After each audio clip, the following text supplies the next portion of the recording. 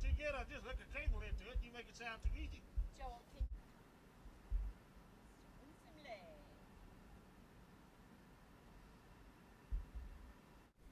Good afternoon. This is Greg Holloway, and we're here at Fox 7 Studios in Austin, Texas.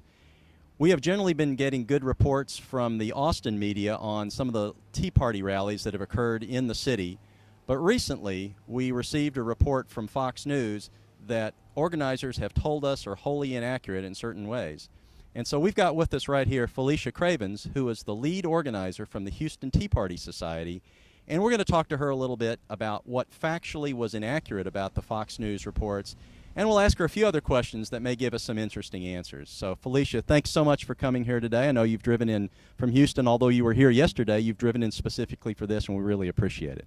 It was important to come back and tell the truth here and let people understand what really happened. You know, so much in our country right now, the people are looking for answers, the people are looking for information, and I know at a lot of the Tea Party rallies, that's what people are so interested in getting. Before we go to some of the questions, do you think that the rally yesterday was successful in informing the people and encouraging them to get back their country for them? Oh, absolutely. A lot of people complain that we focus merely on making noise and not really talking about solutions. There were solutions offered all over throughout this rally, and it makes a difference when people know what the next step is. Well, apparently some of the reporters from Fox News that came missed some of the major stories. One of the things that we saw in a written report that came out yesterday, which, by the way, was corrected after a few comments were placed by those who actually attended the rally, but the original report indicated that there were shouting matches between protesters and anti-protesters. You want to tell us a little bit about that, Felicia?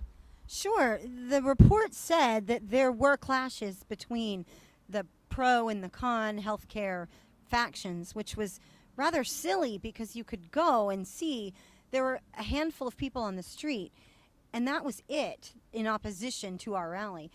And the rally's focus wasn't even healthcare to begin with. And the people that we know that did go down and talk to the counter-protesters reported a great conversation, that they actually enjoyed speaking with each other and exchanged ideas. There were no clashes at all. Well, now, the report that I saw in the article said that the protesters, the ralliers, outnumbered the anti-protesters. Is that true? And what would you say the number of the protesters versus the number of anti-protesters was? We were estimating that we had 4,000 on the grounds based on 2,800 wristbands given out, and we learned there were 6 protesters. So yes, I would say that the people who were at the rally definitely outnumbered the other side. Okay, well, that's an interesting word then, outnumbered. One of the things that the report indicated was that quite a few people were bussed in for this particular rally. And of course, we know that there have been a number of Obamacare type rallies, some MoveOn.org, and some other organized rallies like that where people have been bussed in because there have been memos that have circulated on the internet that indicate the specific method and the place of picking up people for buses. Was that what was happening here?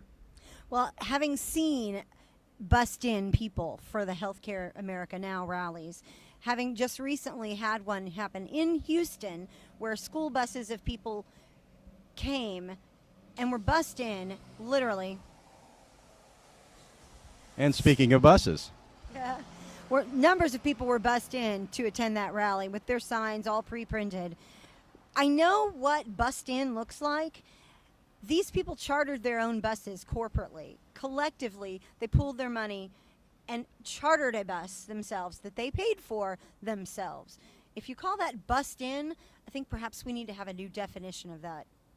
Well, you know, it's interesting to have the notion of being bussed in being a negative, too, and that connotation seems kind of odd to me. I mean, wouldn't you say that people being bussed in helps the environment and it helps the parking situation around the Capitol? Absolutely. On a day where there's a UT game, on a day where there's 4,000 people at the Capitol, why anyone would object to busloads rather than carloads of people coming into the city and contributing to whatever pollution that there might be is ridiculous. That should be a strong point. That should be a positive. Well, now, before we move on a little, do you see any opinion being interjected into the article itself? Do you think this was a straight fact opinion, a straight factual article, or do you think that this was more of a commentary piece that was in the guise of a news report? Having spoken to the reporter who wrote this and gave this report on television, there was a script in hand, obviously, before he ever attempted to put together any information about the rally. Now, wait a minute. So you actually had the opportunity to speak with the reporter and give him the facts, not only as you knew him, but because you were the chief organizer, the facts that existed? Absolutely. And his first questions were all designed to find out how much did the rally cost and who did we pay and how much did we pay them. Well, now, see, that's an interesting point, too, because the report clearly said that we had a half dozen speakers that were paid at the rally. And from experience, I saw the rally and participated in it. It seemed like we had more speakers. Could you tell us how many speakers we had and how many were paid? Yes, we had 14 speakers, and they were from places all across Texas, from Waco, from Wichita Falls, from Beaumont, from all over the place, Houston, Austin, San Antonio. And then we had some other people that came in as well from out of state to come and support us. There were 14 of them, and of those 14, 3 received any kind of assistance to get here or any kind of payment for their speeches as well. That seems like a little bit less than half dozen. Well, by an order of magnitude. But the speakers themselves, many of whom certainly came on their own dime, but one actually brought their own costume that nobody paid for. I mean, Bill Lockwood came and did a wonderful job talking about the Founding Fathers documents, dressed up as someone from era 1776. Isn't that right? Yes, yes. Bill Lockwood energized the crowd in an incredible way. And they kept referring to him. Other speakers kept referring back to him. And this was a man whose name was just given to us, and he showed up. We had no idea. We didn't screen his speech or anyone else's speech. We just asked them to come and speak on a topic that would mean stand up for Texas. Well, did you have any trouble with the teleprompters, given that it was an outside event? Did that seem to work okay? I didn't see one teleprompter, did you? No, actually, I didn't. You know, one of the last things that I think some have found factually inaccurate, and as a matter of fact, on the website, people can have an opportunity to see this particular article. It's called Tea Party at the Capitol, and it's on Fox 7 News. So if you want to Google Fox 7 News, you'll find it. And there's a number of comments that are following the article. And Felicia, before we came over here, we found 22 comments, all of which were against what Fox 7 had done factually. And what was interesting was that one of the comments came from one of the anti-protesters who, by their own writing in here, were a Democratic anti-protester, and they decried the notion that there was any shouting match at all, and actually suggested that Fox 7 get its facts together. But you know, one other thing that to wrap up this portion of it would be that, again, it wasn't simply a healthcare rally, was it? Even though that was what the initial lead part of the article said. And it's easy to understand the media defaulting to that because that is the hot issue right now. But there are so many things coming down that are going to affect us as well, that it's more than that. It's about all the ways in which we have to stand up for liberty, stand up for freedom, and have our voices heard as citizens. We need to encourage people to be involved in the process, and that was the point of the rally. Well, that's great. Felicia, thanks so much. You know, let's do something here that perhaps Fox 7 News should have done before.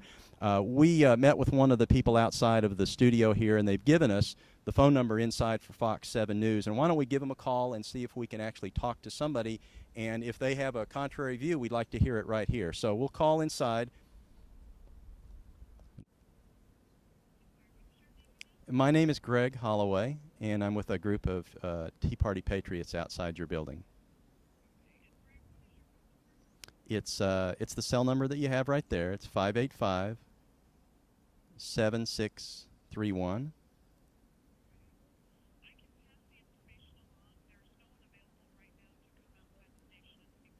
Okay. Okay, well, that would be great. Do you think we should expect something, and should we wait outside here, or do you think it might be tomorrow? Okay, well, all right. I appreciate your courtesy. Thanks so much. Bye-bye. There's no one available to come right now, and, you know, you can draw whatever conclusion you like.